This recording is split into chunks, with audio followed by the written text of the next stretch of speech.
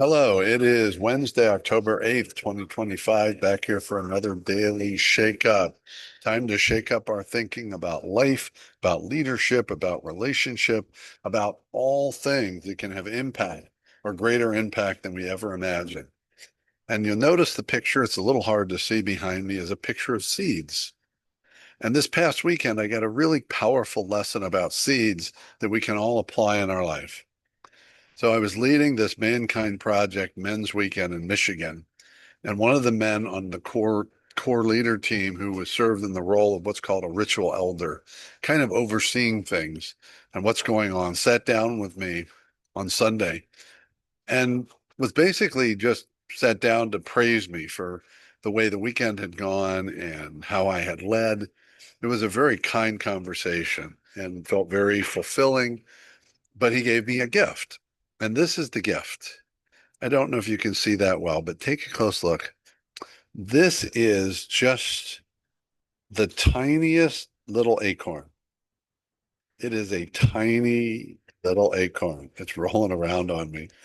Um, and what he shared that with me is he said he wanted to give that to me as a reminder that most of the time it's the smallest things that matter the most. Not the big grand things that we do or say, but those little things, those little moments, the small things that have the most impact and are most remembered.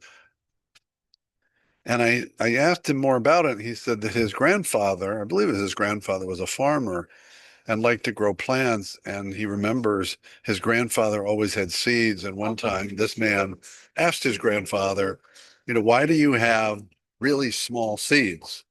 Sorry for the background noise. That's what happens in airports. But his grandfather, he said, why do you have these small seeds? And his grandfather said, because generally the small seeds produce the strongest and most bountiful crops and plants. It's the small seeds that produce the strong plants.